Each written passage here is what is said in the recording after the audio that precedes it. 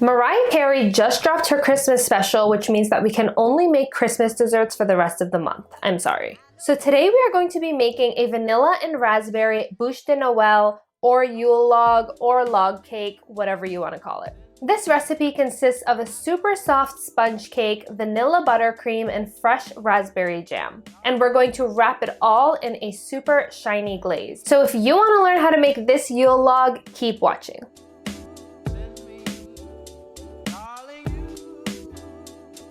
We are going to start off by making our extra pillow soft sponge cake. Seriously, you guys, this cake is so soft. We're going to start by combining 85 grams or 6 tablespoons of butter and 25 grams or 1.5 tablespoons of milk in a pot, and just melt that over medium heat and set it aside to cool. In a stand mixer, we are going to beat our eggs. We will need 8 large eggs, but we are going to separate the yolks from the whites and whip the whites to medium heat. Once the egg whites get a little frothy like this, we are going to add in 66 grams or 2/3 cup of sugar. This is going to help prevent our egg whites from overbeating. Once our egg whites are at medium peaks, we are going to quickly add in our egg yolks and mix that just for a few seconds. Your base should be very light and pale like this. Then we are going to start sifting 120 grams or 1 cup of flour over the egg base and gently begin folding. There is no baking powder or chemical leaveners in this recipe, so it's really important that we do not deflate all of the air we just worked into those eggs. Lastly, I'm going to pour our melted butter over the base and fold it a few more times, then spread this base on a half-size sheet tray and gently flatten it out. Then we are going to bake this at 325 for 8 to 10 minutes or until a toothpick comes out clean. When the sponge comes out of the oven, we're going to brush it with a simple syrup so that it stays really nice and moist.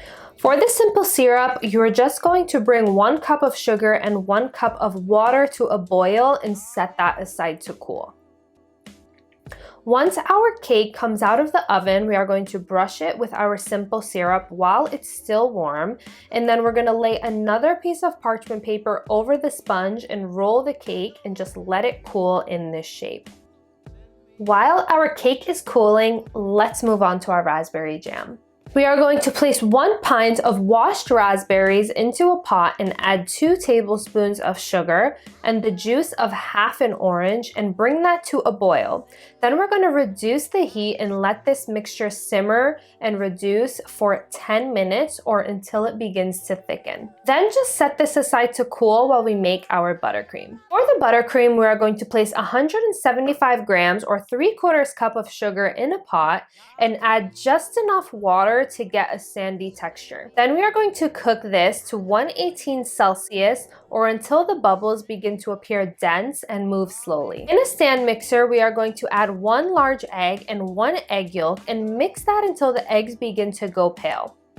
This is such a small amount that we're gonna need to drop the whisk, which is just where you twist the whisk to the position where it would be unlocked on your mixer and allow it to hang so that the base of the whisk touches the base of your bowl. While the eggs are beating, I am going to break open 1 vanilla bean and add that to the eggs. You can also add the vanilla bean into the sugar, but sometimes it does cause crystallization, so adding it into your mixer is a little bit more foolproof. Once our sugar reaches temp, you're going to slowly pour the hot sugar against the side of the bowl. Do this slowly, please, or you will throw hot sugar all over the place.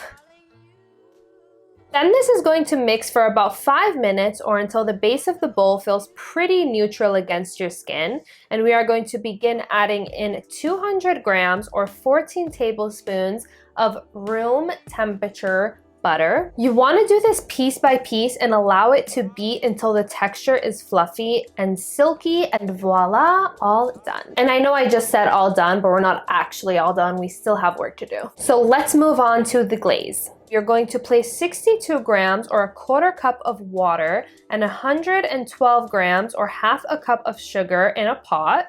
You're also going to throw in 192 grams of condensed milk into that same pot and bring it all to a boil.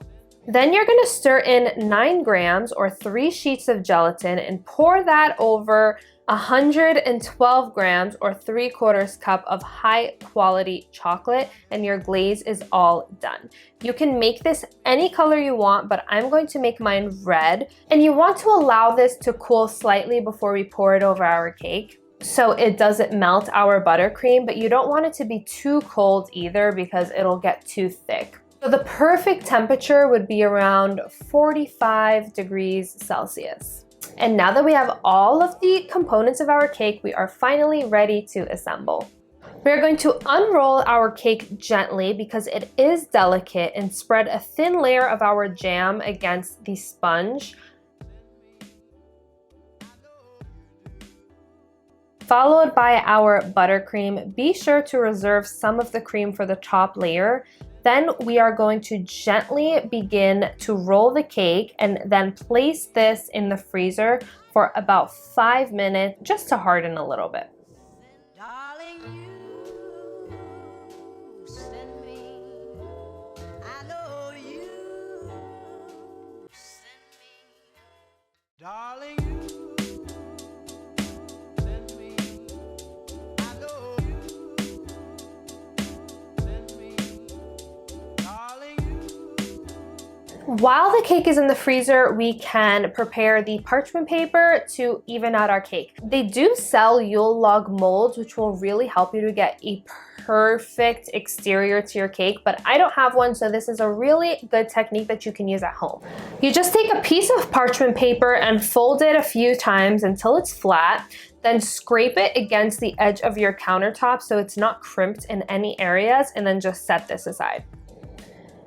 Now we are going to pull our cake out of the freezer and place buttercream on the top and spread this as evenly as you can. Then take your parchment paper we just made and scrape it against the cake. You can do this a few times to get it perfect. Then this is going back into the freezer to harden. Once the cake is set up, we are going to trim the edges of the cake, and you can leave this whole, but I want to make 2 mini cakes, so I'm going to cut mine in half and then pour our glaze over the top. You can kind of see the texture of the glaze here. Now this might take 2 layers of glaze to cover completely, and don't worry if the front part of the bouche does not look perfect because we are going to cover it in a second. Now I moved my cake onto my platter and I'm placing some white chocolate crisp pearls against the base of the cake. I also made some tempered white chocolate decorations that I'm going to place on the edges of the bouche.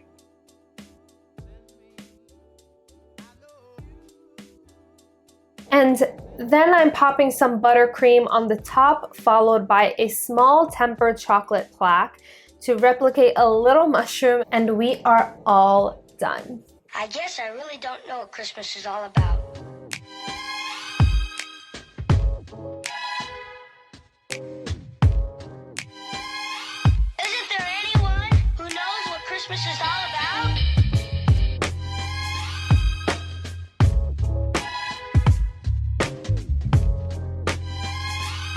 I can tell you what Christmas is all about.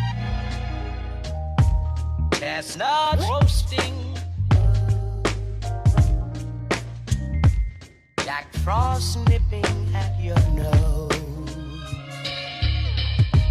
So I'm offering this simple phrase.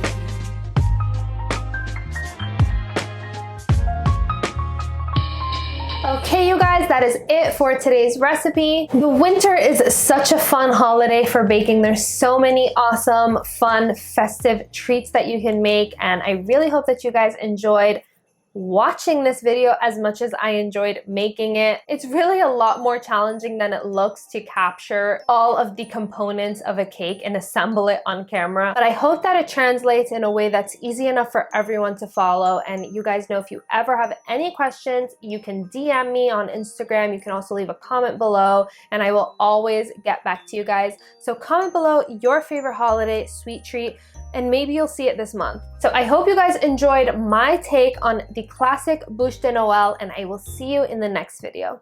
Bye.